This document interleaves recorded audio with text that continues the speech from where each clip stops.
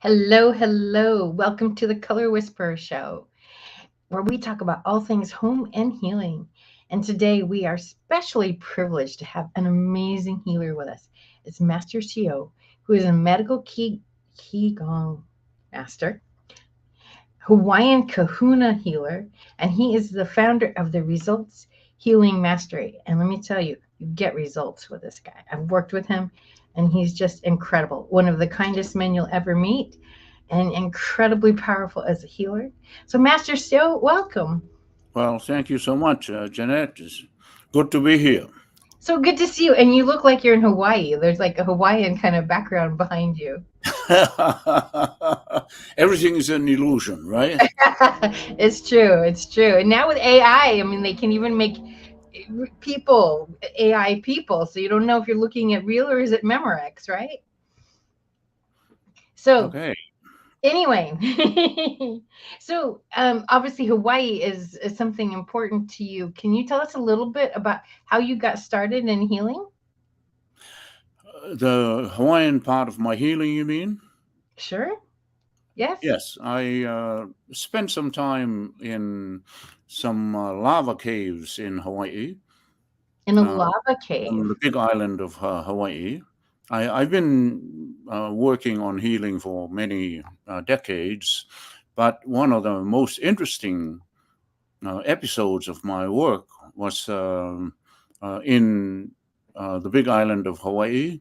If you're not familiar with Hawaii, there are, I think, seven major islands, and the whole state of Hawaii is called Hawaii. And then the biggest island is called Hawaii also. So the biggest island can accommodate all the other islands. So that's why Hawaiians call it just the Big Island. So I spent many years on the Big Island, and for I ran into some Hawaiian healers, and I was recommended to some kahunas. The kahunas are native Hawaiian priests, to spend some time with them, and I wound up staying in a lava tube or lava cave for almost 7 months. Uh, So what does that mean, a lava cave? Because I mean, California girl here, and to me, a lava cave, I see red molten rock. And obviously, you weren't staying in red molten rock. It wasn't erupting. So this was when lava erupts yeah. onto the surface, it flows out, of course, of the volcano. And as it cools, it has bubbles, just like, say, baking bread. It has bubbles inside. And then those bubbles, some of them burst and open up to the outside, and they're a cave. That's how lava caves are formed. Interesting. And, Okay. and these lava tubes can run a big hollow tube under the surface. It can run for miles. And there are stories that all the islands of Hawaii are connected by these underground tubes, lava tubes, because Hawaii basically was formed out of volcanoes, all the islands of Hawaii.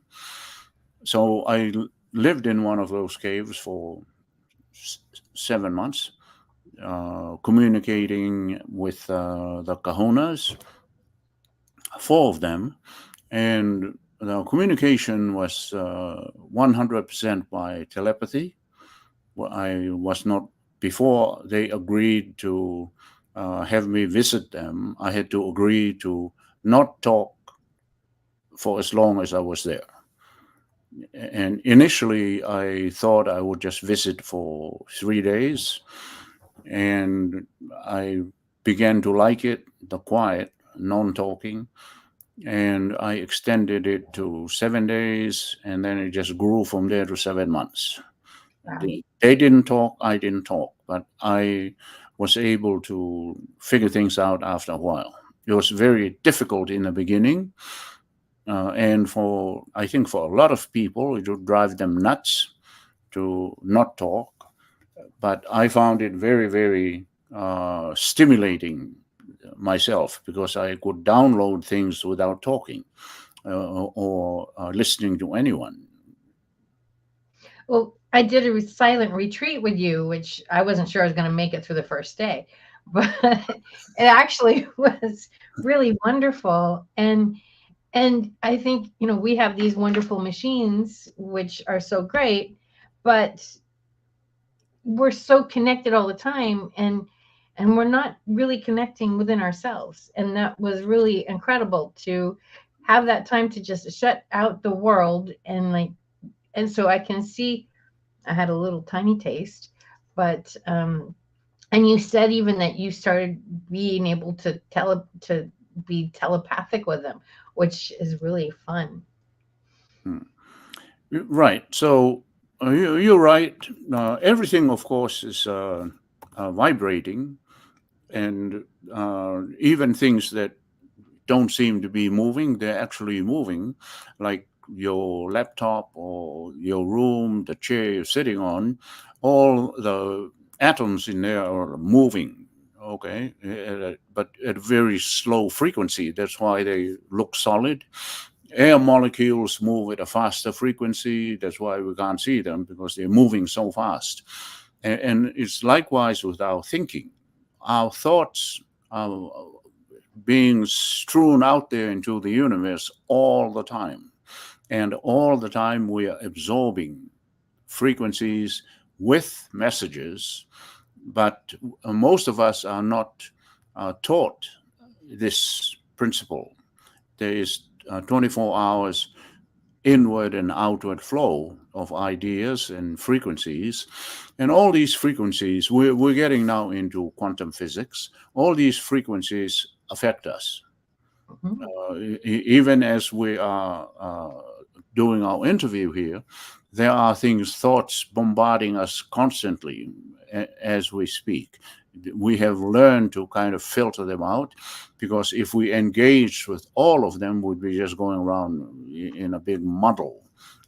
Okay, so we kind of tune it down to, like, pretty much like a radio station. You target one radio station, then the signal is very clear. If you if there's two stations too close together, it's kind of muddled. And likewise, in a crowd scene, if there's a whole crowd, everybody's talking at the same time, it's kind of hard to figure out which one to focus on.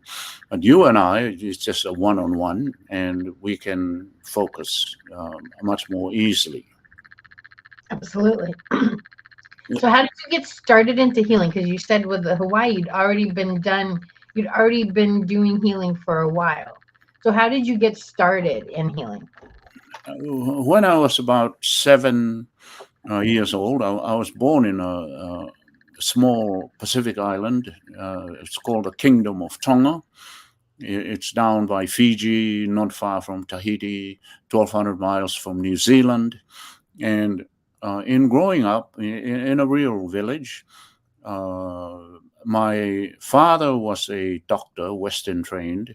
My his sister, my aunt, was a herbalist and a healer, and she lived right next to our own home, and I spent a lot of time with her, sitting next to her. Sometimes I would lie on her lap while she was doing her work, and her healing work consisted of herbs which she foraged for in the forest, which was nearby, and also transferring healing frequencies to her clients. And so she would just uh, look at them quietly. She just told them, "Don't say anything, just look at me, and you will start to feel something." And so they did. And if she felt it was necessary, she would make some kind of potion and give it to them in a small bottle to augment the healing. But some people just came just for the healing, and that's all she did. She would just look at them, and even though it's kind of hard for a lot of everyday people to believe in this, but you're just transmitting healing in the same way that your voice is transmitting sound. Does it make sense? It does.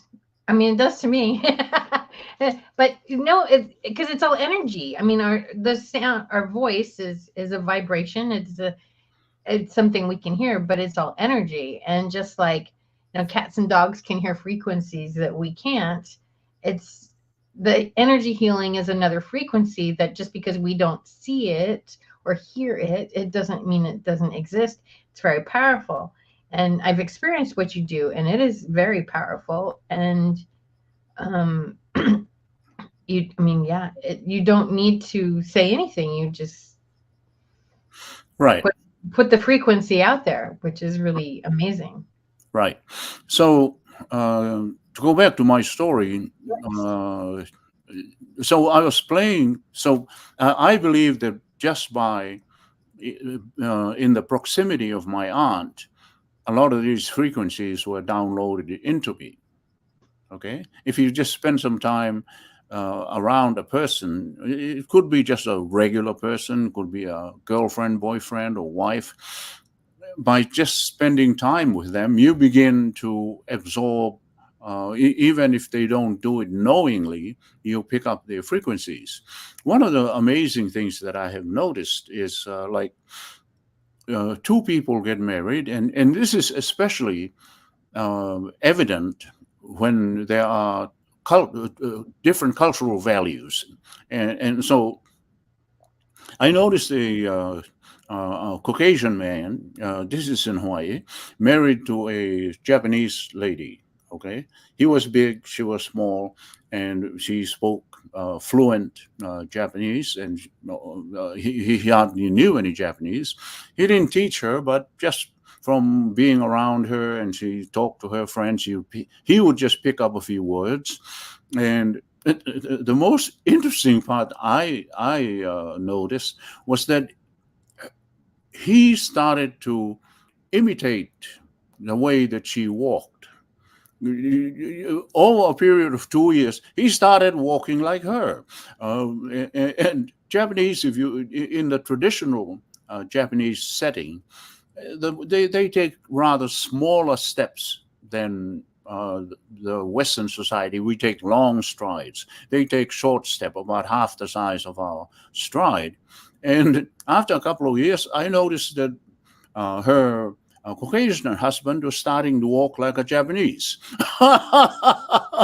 And even some of his mannerisms and his gestures were kind of Japanese. And she started to show some signs of Western influence, and he didn't teach, just being together, influence each other. Okay, so in the same way, we absorb these things from everywhere. If you live alone in the forest, you begin to change. You begin to take on atmosphere of, or sensibility of being calm, and your blood is enriched by a very oxygen-rich uh, atmosphere in the forest.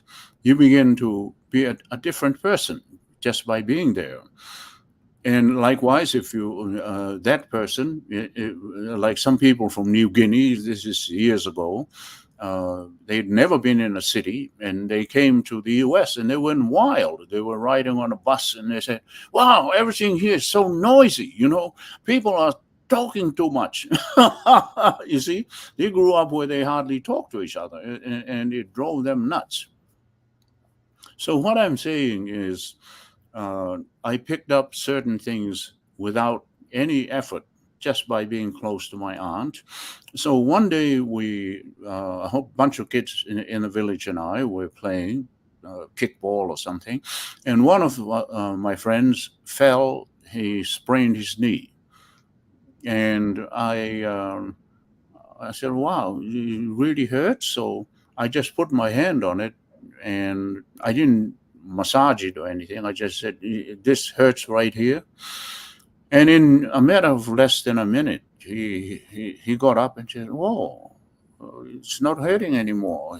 And he started jumping up and down, and we resumed playing. Okay. At the time, it didn't really make any impression on me. I was 7 years old.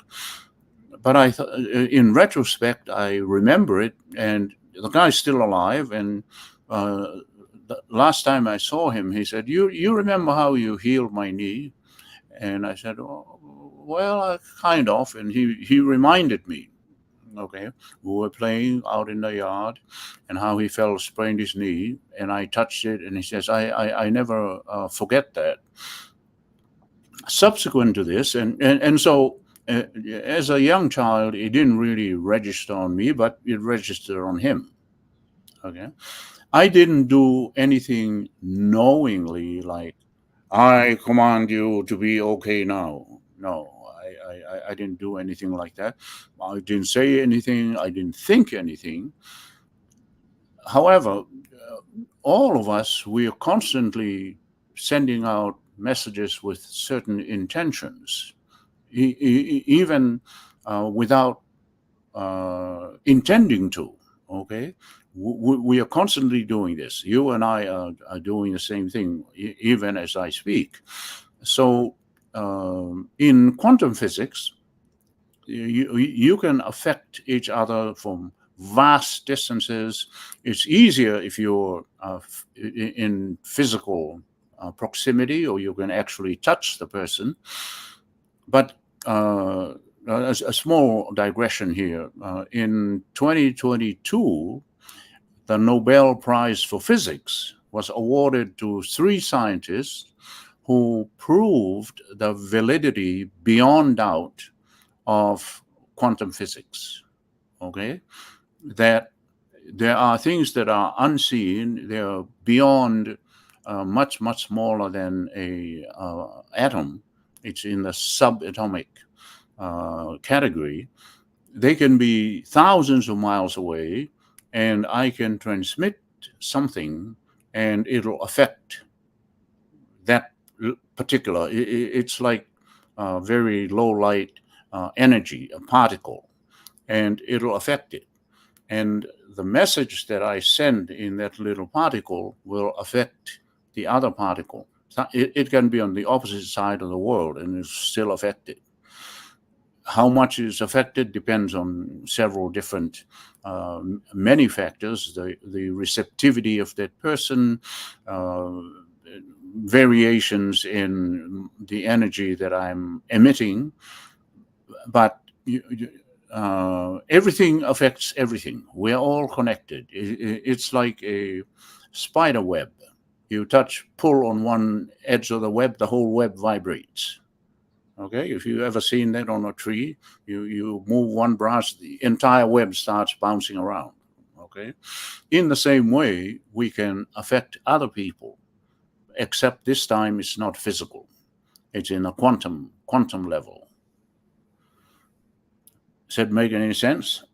It does. It does. You made it sound very simple too, because it's really heavy duty thought. And, people try to explain it. I've heard many different people try to explain quantum physics, and that was probably the simplest you've made it for those of us who are not physicists. Right. Politics is physics for poets. So, you did quantum physics for poets. Right. What happens in the healing world, in my opinion, is that a lot of healers try to make the thing so difficult. Yeah. Okay, it's not difficult. It's very easy, but you can make it difficult by doing all sorts of things. For example, myself, I don't need anything other than myself. Okay, I don't need to spin around 5 times this way, do a headstand, stretch like yoga, burn some sage, bang some cymbals, have some smoke machines coming in, make bird calls, mumbo jumbo. You don't need anything. I'm not against crystals. Crystals have a very strong power, but the most powerful thing is the human being. Mhm. And if you look in some of the sacred works, like for example, Jesus, okay, uh, when he went around healing people, he didn't jangle any crystals or recite things or tell them to hold one nostril and breathe deeply through the other or whatever. Okay, he just touched them or he looked at them and things happened. And so all of us have the capacity to do this depending on our belief. Belief is number one. You have to believe that you can do this, and the rest will be added to you. All the sacred books talk about, even Jesus said something like, these things that I do, you can do also and more, something like that. Okay. And I believe it, and I've seen some of it that makes is remarkable in my opinion. And so I teach my students to expect the unexpected, okay, and to not force anything. Uh, Healing is a natural phenomenon that is uh, the inheritance of everyone. You're already born a healer, uh, but we try to make different formulas to because it's so extraordinary. We try to understand it. uh, my approach is don't try to understand it. Just be happy that it happened. Okay. Some people will, which is good. They want to know why it rains. So they analyze everything, the atmosphere. They send planes up there to study the raindrops. They look at the molecules of water and try to figure out what makes everything rain. This is well and good. And I believe there's a need for it, for us to understand it. But in my healing work, I don't need, my attitude is I don't need to understand why it rains. I'm just happy when it rains. That's it. Right? You have a course too, if people want to learn what you do. Can you tell us a little bit about your course? The course, you mean? Yes. Yeah, I'm going to be, I have been teaching healing, my style of healing, for a very long time, several decades. And uh, some of my students have already taken courses in other modalities, such as Reiki. Reiki is a very powerful course, and I respect it. They have a methodology that they follow. According to some of my friends who are Reiki masters, they have a very methodical, systematic way of teaching. For example, there are codes that you have to apply, and some other symbols and words or something, which is very good. I respect them. It usually takes some time to learn this particular modality, and similarly with other types of healing. My healing is uh, almost a non-systematic form of healing, and I can teach what I do in an hour or less. Okay. Wow. Then the people, some of the Reiki masters, they say, "Wow, you teach everything right away." And I said, "Yeah." And so, what codes do you use? I have no codes. What system do you have? I have no system. You just have to believe that you can do this, and that is true. I I would struggle to form a system. Okay. Because my understanding from some of the people in other modalities is there are steps. You have to touch here first, then secondly here, then thirdly here, then fourthly here, and so on. Myself, I can, it's like an alphabet. Okay. They have A, B, C, and so on. Myself, I can start at Z, or I can start at F, or I can start at J. Makes no difference. Okay, the whole thing is just all one. Anyway, I believe that the power of healing is watered down when you try to do it according to how your brain functions. I teach that it comes from the spirit. The closest they can come to is your heart. If it comes from the heart, it's very effortless. If it comes from the brain, you have to figure out like algebraic equations or advanced trigonometry and stuff like that, which I don't think is necessary.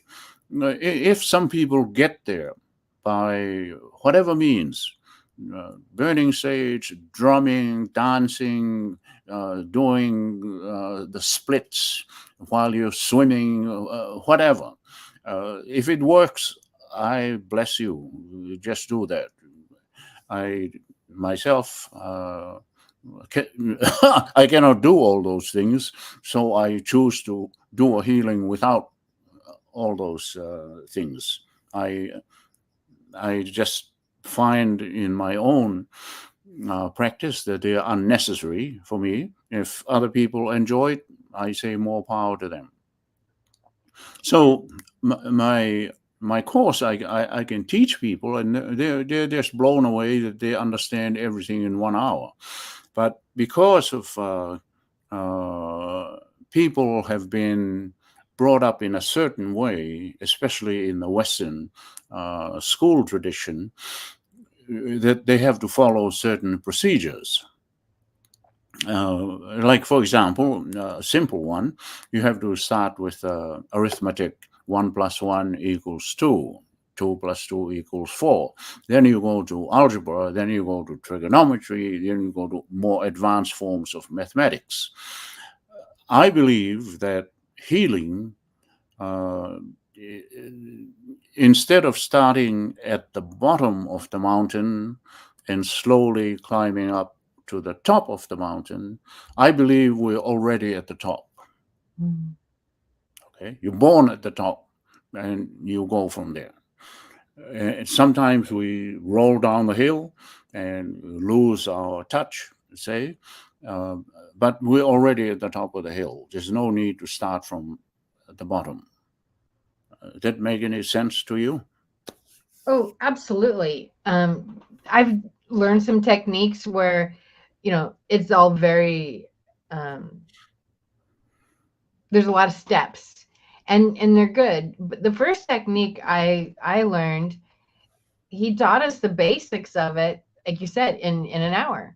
Now, getting good at it took practice, but Right. so I wasn't an expert in it right away, and a lot of the things that we ended up learning were by doing, and there were things that, because every time you work on somebody, you're dealing with their set, it's a unique experience, and so things may come in for that person, and that's what you got to pay attention to. It's like, oh, okay, this is what I need to do for this person. It's not they have this problem I need to fix, and this is what I do to fix it. I follow this program. And so, um love really is the most powerful. Like you said, when you go from your heart, that's more powerful. I had an interesting situation. A friend of mine who doesn't really believe in all this, but she's very religious, and her minister laid hands on her to heal her. And so I'm like, okay, I want to tune in. I want to feel what's going on there, just to see what the difference was between what he was doing and what I was doing. And I was like, yeah, but because I'm not invoking the name of God when I do it, I don't, like you, I don't invoke anybody. I just give love, you know? And so, but I could feel like what was going on with him and what was going on with me. And I'm like,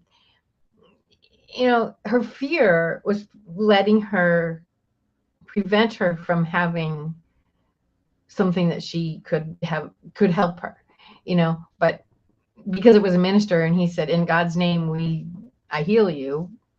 She was okay. So, whatever works, everybody has their own thing, right? Right. So, if that made her feel, if that made her feel safe, then, that's cool. Um, but ultimately, we do have the power. And I've had some very interesting experiences. I know people come from all over the world to come visit you and to see you. And you also do online appointments. Yes. Yes, I have people come, not every day, but it's not unusual Hmm. for people to fly here from Japan. Uh, I think they find me on Google and they read some of the testimonials that are on Google, and they fly here. Uh, People from the Middle East, Saudi Arabia, Emirates, and of course throughout the US. Some of them I try to uh, encourage that we can do this online. The fact is, theoretically, a healing on Zoom is just as powerful as healing face to face. Okay, because the frequency travels anywhere, goes through steel doors thousands of miles, unchanged. But it's the client's mindset, believing that I need to eyeball you. Uh, they think it's more powerful. And I tell them, okay, if you are willing to spend money to fly here thousands of miles and put yourself up in a hotel and do our healing, then it's fine with me. And so some of them do that, and some of them I would give them a healing online, and then they want to come and see me anyway. Okay, even though they already feel some very powerful effects, they decide they might as well take a vacation and come here and spend a few days, and they might spend 3 or 4 days seeing me in my office, which is in Santa Monica, or they would, and then they would go to Disneyland or sightseeing uh, around Los Angeles, and other people fly here specifically just to see me. One of them, if I may recite it, uh, was a young woman who came here from Japan, and she had been watching my videos on YouTube, and she said sometimes just watching the video, her headache would disappear or whatever other issues she was experiencing, and she wondered how I did it. She was a Reiki master herself, and plus one other Japanese form of healing. I forget what it's called, but she came here and she spent a whole week here, and she saw me every day. One of the things that happens in healing, sometimes we can, like, many unexplainable things happen, like with this particular woman. Sometimes when people look at my third eye, they see lights and images and all sorts of phenomena happen, and other people, nothing happens at all. Or maybe that's not a right statement. Something always happens, but their perception is very different. Okay, and sometimes people have a delayed reaction. Something happens, and they say, "Nothing happened," and then they go 3 days later. They said, "Wow, the mole on my foot fell off."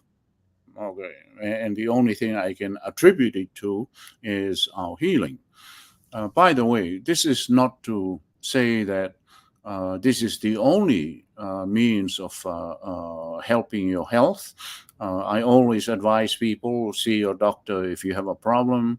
I'm not a physician. I am a spiritual worker. And this is quite compatible with medicine. Okay, say you're on antibiotics. There's no harm in seeing someone like myself. We just help the medicine that you choose to function better. And so a lot of people come and say, do I discontinue my medication? Say, no, you have to talk to your doctor about that. Let me help you from a slightly different angle. And they're not against each other, they're complementary. And so the Japanese lady was sitting about maybe 4 feet away from me in my office. And I told her, just don't say anything, but just look at me directly here. And you might notice something happen, or something, probably nothing will ever happen. And so she did. And I was looking at her, and I said, okay, I'm going to close my eyes now, but you keep looking, don't say anything. And after a while, maybe a minute, she said, Master Seal, where are you? And I heard this, but I told her not to talk, and I just kept quiet. And after the time was over, I set a timer. When the timer went off, I opened my eyes, and I said, "You said something," and she said, "Yes, you disappeared." Uh, and that's why I said, "Where are you?" And she demonstrated for me. She reached out and went like that over my chair to see if she could touch me. And she said, I went like that many times. You're not there. Okay. So I'm not sure if this is in their perception. I definitely don't say to myself, I'm going to disappear now. No, I don't do that. I don't claim to be a magician. To this day, I have no idea. And it's not an infrequent occurrence.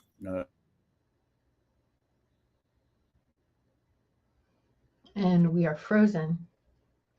No, I have done Master CEO's online programs, and they're very powerful. Okay, I lost the connection there for a minute.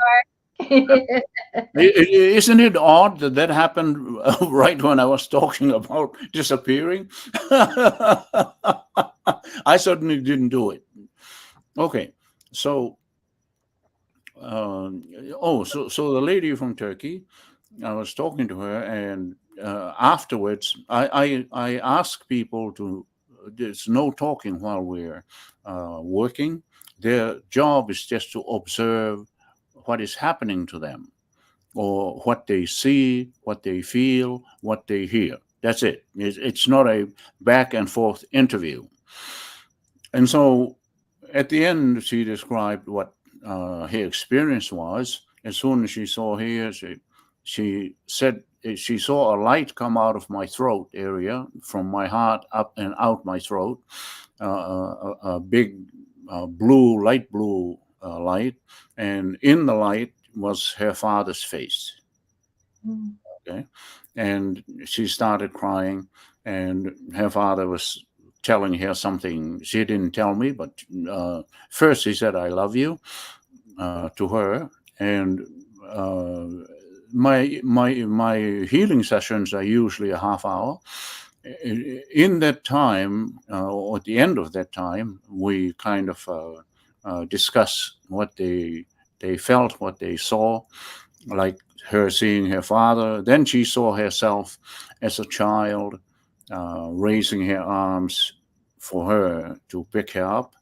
She saw some people that had died in her ancestral line, some people that she had never met, but whose pictures were on the walls of her home. Some people have their great grandfather's picture hanging in the living room, and this Turkish lady saw that person appear. Okay, along with their father, like a whole parade of people. Other people, they see all kinds of things. I can't describe them all. Some of them look like Hawaiian warriors. Some of them look like Eskimos. Some of them look like Viking type of people. Some of them look like Mayans, and some of them look like very ordinary people. Like some people say, "Wow! During our session, I saw my mom and dad. They live a mile up the road." So not all of them about ancient people. Some of them are about very regular, everyday people, and sometimes some people have no experience at all. And some quite funny things actually happen in my experience. But let me stop talking here for a minute, and in case you have a question about anything. So, can you talk a little bit about some of the different healings that you had? What are the results that you get? Your course, what does it say? You get results. What's Results Healing Academy? So, let's talk about some of the results you've had from your healing because I know they're pretty incredible. I called it results healing mastery. Okay, so whatever whenever two things interact, there is something happening. Okay, whether it could be spectacular, it could be so subtle that not even the most advanced scientific machine can measure it. It's not perceptible. Okay, but there's always some effect. So I tell my students, you don't expect spectacular results. You should expect, you should be completely neutral. Okay, don't say I want to uh, have more hair on my head right now. At the end of the 30 minutes, I want to have a full head of hair, grow wings, and fly around the room. Okay, it doesn't work like that. The divine power behind this gives you what you need at that particular point. Okay, another way of saying it, your openness to receive is according to how receptive you are. Some people, they just put up a brick wall, and this is very, very important. They can stop the healing. Okay, you don't have to accept it. And so some people are so cynical. They want to stay in their cynicism. And for example, this is particularly true of scientists, particularly engineers. Okay, I have a husband and wife who have been clients of mine for at least 20 years, and she used to come and she had extraordinary results. She said all her whole life was upgraded. Okay, physically, emotionally, mentally, spiritually, in all ways. But her engineer husband didn't believe anything. He said, "Well, you're just wasting money, but it's your money. You just do whatever you want. It's okay." So one day he finally decided, "Oh, okay, I have nothing better to do. I might as well just go for the ride with you." This is like a really horrible way to. Uh, he says, "I have nothing better to do." This is a bunch of BS. He noticed that his wife was different, but he wouldn't admit it. Okay, so he said, "Okay, I'll just come for the ride." So he comes, and he says, "No, I didn't see anything. I didn't feel anything." But he kept coming. Okay, and about the fifth time that he came, this was in a group setting. There were usually about 20 people in the room. Uh, about the fifth time, during the Q&A at the end, he said, "This is the most extraordinary experience. I'm an engineer. I don't believe what I saw, but nonetheless, I saw it. I saw these lights going around. I saw people. I saw even landscapes in seascapes of places they've been to Hawaii. Okay, he saw this and he admitted it, and so there are always results, but you can block it. Okay, and when you're ready, like with this guy, it took forever for his wife to convince him that this stuff works. Finally, his engineering mind softened a little and he decided to come, but he still put up the brick wall, and eventually he couldn't hold back any longer. He said, "Oh, yes, it's true." And his wife to this day says he's been a changed man. He's started Um, to eat better, his whole lifestyle changed. And uh, she became one of my students. She, this is one of the things that she does. If he's kind of in an angry mood or just out of sorts for a couple of days, and they had this particular couple usually sleep in separate bedrooms, and she said I would just send him some healing frequencies through the wall, and the next day he's a different man. He's very happy and say, "Hello, honey, how are you?" And she doesn't tell him. You don't have to tell him. Okay. Uh, at this point, I would like to interject one thing.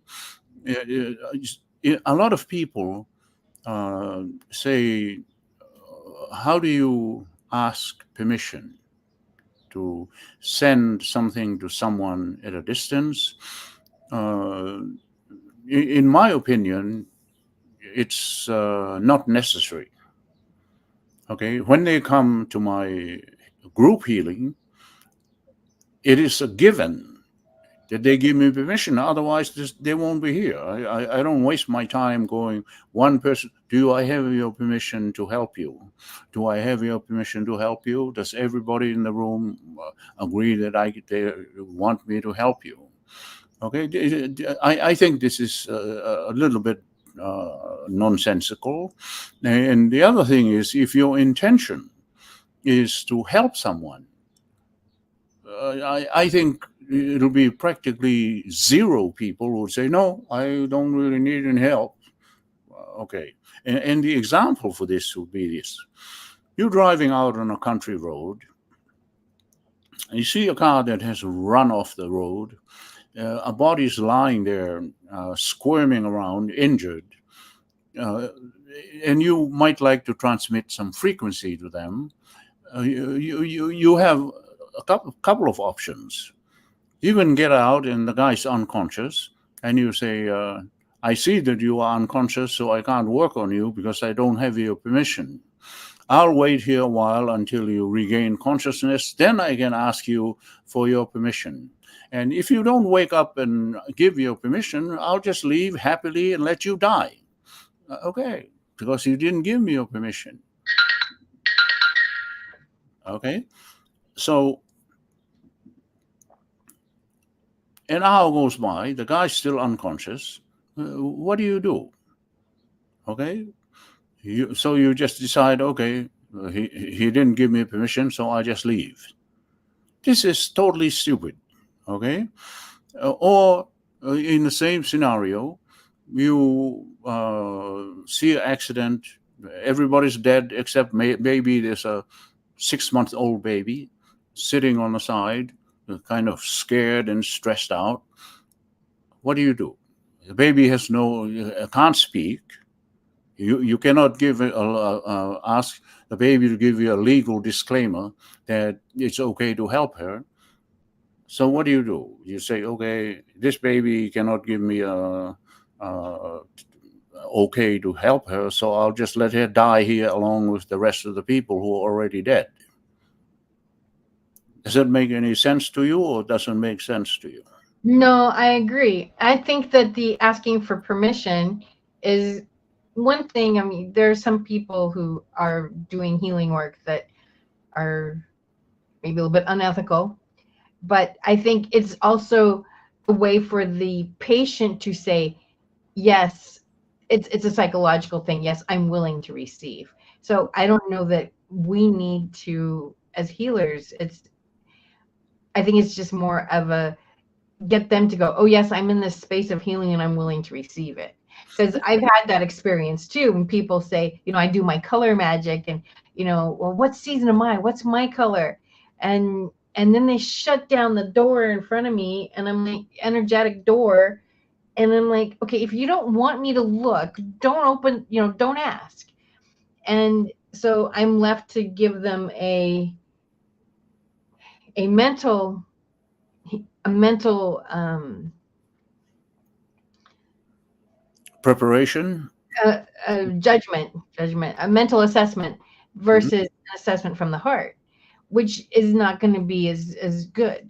So, yeah, but I agree. I think it's a way to get their acknowledgement of what is. And I've Okay. done some healing too, where you can send it to cities or something, and I just say, it's there for anyone who wants it, because our higher selves, our soul, our spirit, whatever you want to call it, it can feel that and say, yes, I desire this, and take it. Okay. In that context, it's okay. I was citing some extreme examples of Yeah, those are it's absolutely ridiculous no, to ask for permission from an unconscious person. Okay. absolutely no. You got to just If the intent is good, I say go ahead. If you're saying some people using something that's unethical, I don't do anything unethical at all. Uh, that's why you're here. when I talk to people, I explain to them, this is very easy, this is very simple. I'm not going to do anything bad to you, and a lot of times I don't even touch them. Okay, I just say, you just look at me and think whatever you want to think, or observe what is happening. You feel something. It can be very subtle. It can be like a slight breeze coming through the window and ruffling the hairs on your forearm. It could be subtle like that, or it could be apparently nothing happening, or it could be very dramatic. If anything dramatic happens, bottom line, nothing bad is going to happen to you. Okay. And some people, they start because their frequencies are so screwed up, they start vibrating like this immediately. Okay, as soon as they come and sit down, and I look at them, and they start moving around. Some of them start making noises, some of them flailing their arms around, and then they fall into a deep sleep, and they wake up and say, "Wow, that was really wonderful. I feel great." Okay, these are things that I do not control. I do not tell them to flail their arms around. Some people start singing. Okay, some people start laughing, and some people just, they look like cadavers. They're just absolutely motionless. One guy, he never moved. This was a private client. He never moved at all, no matter what I did, which was fine. And in my mind, I thought, wow, maybe the best he's getting is a nice sleep. And at the end, when session was over, I said to him, I hope you are finding some use from our work here. I've been here like 3 times now, and in my observation, it seems like maybe you should get another healer, because my feeling is I don't observe anything that I'm used to observing. This was in all frankness. And so I would not be offended if you say, okay, we can stop here. And he says, oh, no, oh, no. Why do you say that? And I said, because I really don't see some of the things that I'm used to seeing. This is in the early part of my career. And he said, oh, no, the most extraordinary things have been happening every single time. I just didn't tell you. Okay. He said, from the very first time I was saw myself zooming around like Superman in the cosmos. I met Jesus, I met Buddha, I met Lao Tzu, I met all kinds of people. I zoomed all over the world. And he said he rode golden horses. Okay, Mhm. it just blew me away. Here I was making an assumption that I wasn't having much effect. And the guy, the bottom line is they don't have to show you any physical signs that they're receiving anything. The vast majority of the people, they do. I can see it. Their breathing gets faster. They start moving around. But like this guy here, I thought he looked like a cadaver. He didn't do anything, didn't twitch or anything. And so I made a mistake of assuming that the thing was not working. And Mhm. to this day, he still sends me an email now and then. I'm good, and he calls in to every so often to have a healing on Zoom. But you see, the danger of misinterpretation. 100%. Okay, so we get to the healing part. You ask about it. So basically, I tell them that you are already a healer. My job is to convince you to believe me, okay? And that whatever you do, it will have a positive effect. You must have a clear heart. Your heart must be clear that you are helping the person. And that is basically it. If they want, because all the healing elements, you're born with it already. You just have to rekindle it or kindle these dormant talents that you have. And so sometimes it's useful to explain to them in little steps what actually happens. Okay. Uh, and this is where quantum physics comes in. You tell them sometimes we're always beaming out these little quantum particles. Uh, say you are in a cocktail party. When you walk in, you look in, there's like 75 people in the room. You scan the room quickly, then you zero in on one or two people or few people that your frequencies are aligning with. You don't do that with everyone, okay? Unless you are a robot. You just start at 1, 2, 3, 4 until you get to 75. You just quickly scan the room and your eyes are directed to one or two people. Okay. Why? Because you're on the same wavelength as them. That's why. And you might feel compelled to go over and say hello, or you can just uh, have a silent telepathic communication with them. You look nice, or you look like a businessman. Here's something that sometimes I have done with a high success rate. It doesn't always work, but I'm on a flight, say, to Hawaii. And I think most people have had the experience of a unruly child, baby, okay? The baby can't help himself. He's screaming, ah! Okay, and the sound is heard throughout the plane. The flight attendants don't want to come and say, hey, tell your baby to shut up, okay? Or the neighbors, everybody just puts up with it. I have done this surreptitiously from several rows away, usually behind, but sometimes I'm in front of them, ahead of them in a fore area. And so I would just send them some frequencies. And it goes something like this. Hello, baby. I know something is bothering you. I want you to know that I love you. And in my mind, I'm stroking the baby's back, saying, "Oh, there you go. Does that feel better?" And 90% of the time, the baby suddenly goes, ah! Huh? Ah! Ah!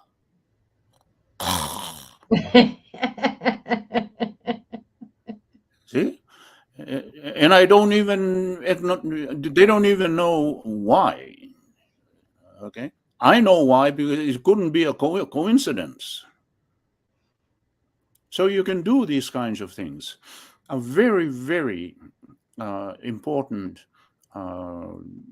suggestion here: never ever use your power in a way that is not loving. Okay, always come with love. Yesterday, I was teaching a student, and at the end, I told him, your client, the most important thing you can do for them is to say in your mind, I love you. If that is all you say to them, all the ingredients of healing are in it. That's amazing. Okay. Looks like we are hitting the time clock, huh, Mark? Okay. Oh, wow. We are done. Okay. Is there anything? Hear you, so you're muted, Mark. Can't hear you. I don't know, but it is 12 o'clock. Can you hear me now? Can you hear me Yes. now? Yes, yes.